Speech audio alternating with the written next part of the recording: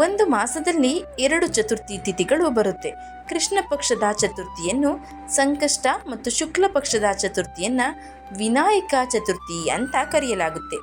ಈ ರೀತಿ 24 ಚತುರ್ಥಿಗಳು ಪ್ರತಿ 3 ವರ್ಷಗಳ ನಂತರ ಅಧಿಕ ಮಾಸದಲ್ಲಿ 26 ಚತುರ್ಥಿಗಳು ಬರುತ್ತೆ. ಪ್ರತಿ ಚತುರ್ಥಿಯ ಮಹಿಮೆ ಮತ್ತು ಪ್ರಾಮುಖ್ಯತೆ ವಿಭಿನ್ನ. ಗಣೇಶನನ್ನು ಮೆಚ್ಚಿಸಲು ಚತುರ್ಥಿ ಉಪವಾಸವನ್ನು ಆಚರಿಸಲಾಗುತ್ತದೆ. ಸಂಕಷ್ಟ ಚತುರ್ಥಿ ಎಂದರೇನು? ಅದರ ಮಹತ್ವವೇನು? ಪ್ರತಿ ತಿಂಗಳಲ್ಲಿ 2 ಬಾರಿ ಸಂಕಷ್ಟ ಚತುರ್ಥಿ ವ್ರತವನ್ನು ಆಚರಿಸಲಾಗುತ್ತೆ. ಕೃಷ್ಣ ಪಕ್ಷದ ಚತುರ್ಥಿ, ಶುಕ್ಲ ಪಕ್ಷದ ಚತುರ್ಥಿ, ಇದರ ನಡುವೆ ಇರುವಂತಹ ವ್ಯತ್ಯಾಸವೇನು?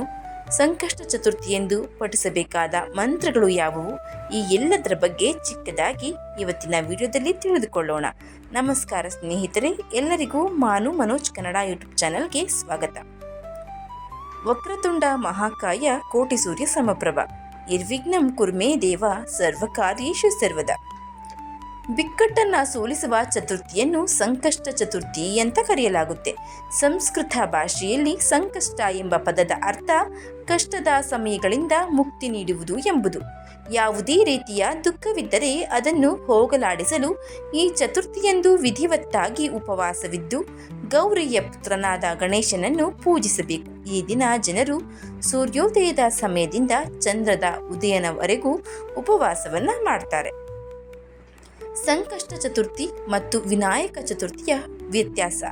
ಅಮಾವಾಸ್ಯೆಯ ನಂತರ ಬರುವ ಶುಕ್ಲ ಪಕ್ಷದ ಚತುರ್ಥಿಯನ್ನೇ ವಿನಾಯಕ ಚತುರ್ಥಿ ಎಂದು ಕರೀತಾರೆ. ಕೃಷ್ಣ ಪಕ್ಷದಲ್ಲಿ ಹುಣ್ಣಿಮೆಯ ನಂತರ ಬರುವ ಚತುರ್ಥಿಯನ್ನು ಸಂಕಷ್ಟಹರ ಚತುರ್ಥಿ ಅಂತ ಕರೆಯಲಾಗುತ್ತೆ.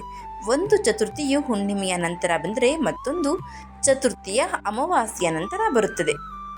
ಚತುರ್ಥಿ ತಿಥಿಯ ಸಂದರ್ಭದಲ್ಲಿ ಶುಭ ಕಾರ್ಯ ಮಾಡುವುದನ್ನು ನಿಷೇಧಿಸಲಾಗಿದೆ.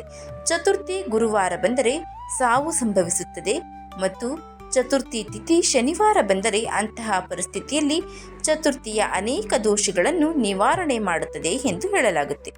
ಆಗ್ನೇಯ ದಿಕ್ಕನ್ನು ಚತುರ್ಥಿ ತಿಥಿಯ ದಿಕ್ಕು ಎಂದು ಪರಿಗಣಿಸಲಾಗಿದೆ. ಆದ್ದರಿಂದ ಚತುರ್ಥಿಯ ದಿನ ಗಣೇಶನನ್ನು ಪೂಜಿಸುವಾಗ ಈ ದಿಕ್ಕಿನಲ್ಲಿ ಪೂಜೆಯನ್ನು ಮಾಡಬೇಕು. ಸಂಕಷ್ಟ ಚತುರ್ಥಿ ಮಂತ್ರ. ಗಣೇಶ ಸ್ತುತಿ ಮಂತ್ರ. ಗಜಾನನಂ ಭೂತಗಣಾತಿ ಸೇವಿತಂ ಕಪಿತ್ತ ಜಂಬುಫಲಾಚಾರು ಭಕ್ಷಣಂ ಉಮಾಸುತಂ ಶೋಕ ವಿನಾಶಕಾರಕಂ ನಮಾಮಿ ವಿಘ್ನೇಶ್ವರ ಪಾದಪಂಕಜಂ. ಶ್ರೀ ಗಣೇಶ ಗಾಯತ್ರಿ ಮಂತ್ರ. ಓಂ ಏಕದಂತಾಯ ವಿದ್ಮಹೇ ವಕ್ರತುಂಡಾಯ ಧೀಮಹಿ ತನ್ನೋ ಬುದ್ಧಿ ಪ್ರಚೋದಯಾತ್. ವಕ್ರತುಂಡ ಮಂತ್ರ. ವಕ್ರತುಂಡ ಮಹಾಕಾಯ ಸೂರ್ಯಕೋಟಿ ಸಮಪ್ರಭ ನಿರ್ವಿಘ್ನಂ ಕುರು ಮೇ ದೇವ ಸರ್ವಕಾರ್ಯೇಷು ಸರ್ವದಾ. ಏಕದಂತ ಮಂತ್ರ.